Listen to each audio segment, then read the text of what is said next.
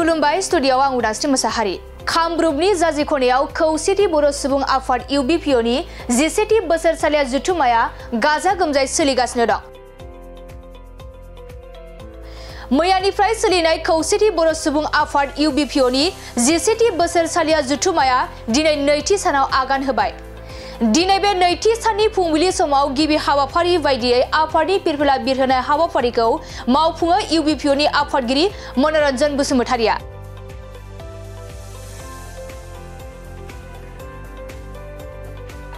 आरो मुंख्लंफोरनो बिबार बावनाय हाबाफारिखौ मावफुंनानै होयो UBPOनि लेङाइ आफादगिरि बादोर मोसाहारिया। बे हाबाफारिनि गेजेरजों मनरन्जन बसुमतारिया खौरांगिरिफोरनि सिगाङाव मा बाथ्रा फोरमायखो फै जों आबुङै मिथिना लानि। बर' सुबुं आफादनि जिथु 17थि बोसोरसालिया जथुम्मा बे रङियानि जाजि खनायाव दाख्लै 7 अक्ट'निफ्राय जागायनाय जिथु हाबाफारि बेयाव दिनै नैथि हाबाफारि मैया सेथि हाबाफारि बादियै जोंना डेलिगेट्स जिरायजेननाय दंमोन 3 बाजिनिफ्राय बे डेलिगेट्सआवनो जों गोबां आलासि मैया मोननो हादों। जों खोब गोजोननाय बावदों। आसामनि केबिनेट मिनिस्टार इउजि ब्रह्म बिथां मानगोनां बिथांजों लोगोसे BTRनि चिफ प्रमद बर' बिथां, दुलाराय बर' फरायसा आफादनि माननीय आफादगिरि दिपेन बर' बिथां, बर'नि जिबिलाक दैदेनगिरिफोर दं मैया फ्राय जों मोनजोबनो हादों। बेनि थाखाय आं गोजोननाय बावदों आरो नुजाफैनायनि थाखाय आं बिथांमोननिसिम रोजा रोजा साबायखर बावदों। दिनै नैथि हाबाफारि बादियै दिनै जोंना गिबियावनो फिरफिला बिरहोनाय, बे फिरफिला बिरनाय आरो मुंख्लं बावनाय बे हाबाफारिया जोबनानै थांबाय।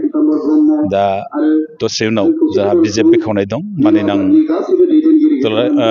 बर' थुनलाइ आफादनि बारग' आफादगिरि थरेन बर' सारा बेखेवफैगोन, गाहाय आलासि हिसाबै थागोन।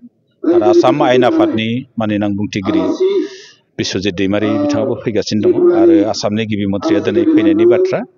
आरो बेयाव जों मोनसे दुखु फोरमायनांगोन, बोथोरा खोब जोंखौ एसे आख' फाख' खालामदों। मानोना गासै थासारियानो एसे हाब्रुबारि जाजोब्बाय। एसे थाबायनो मानसिफ्रा एसे उसुबिदा मोनदों आरो डेलिगेट्सफ्राबो गोबाङानो डेलिगेट केम्पआव थानायफ्रा अखा सिजानो गोनां जादों। बे बोथोरा जोंखौ उल्था पुल्था खालामदोंब्लाबो जोंनि मानसिफ्रा खोब गोसो हमथानाय धैर्य सहकारे जोंनि खौसेथि बर' सुबुं आफादनि जिथु मेल बेखौ जाफुंसारहोनो थाखाय बिथांमोना नेनानै थानायखाय आं बिथांमोननिसिम आंनि गोसो गोरबोनिफ्राय बिथांमोननिसिम सिबिनाय आरो खुलुमनायखौ आं बावहरदों बे गोसो हमथानायनि थाखाय।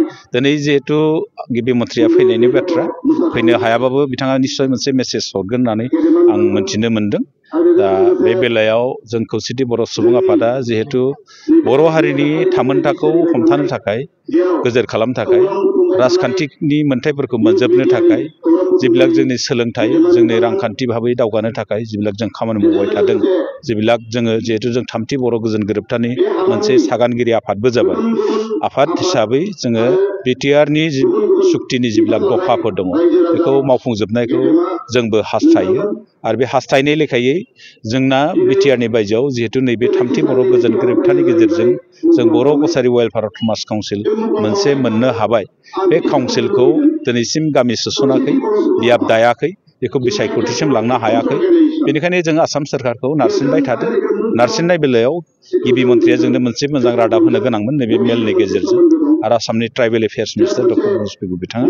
खिन्थु जों दिनै नेनानै दङ। बिथांमोना जुदि नैबे मोजां रादाब होनो हायाब्ला जोंबो फिन जांख्रिफिननायनि हाबाफारिखौ जों लागोन होननानै मैया डेलिगेट्सआव जोंहा थांखि लानाय जादों।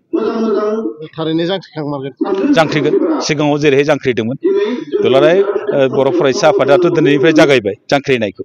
माखासे सोलोंथाइनि जेंनाफोरखौ सुस्रांनो थाखाय, माखासे फरायसालिनि जेंनाफोरखौ लानानै बिथांमोना जिहेतु जांख्रिदों बेखौ जोङो जोंनिफ्राय मोजां गाहाम हामलायथि बावहरदों। बिथांमोननिखौ जों बावहरगोन आरो जोंबो जोंनि लुबैनाय मथे जुदि जायाबा BTRनि बायजोआव जिहेतु 10 लाख बर' दङ, जिहेतु बड'लेण्ड सोरजिनो थाखाय BTRनि बायजोआव गोबां मुंख्लं जादों।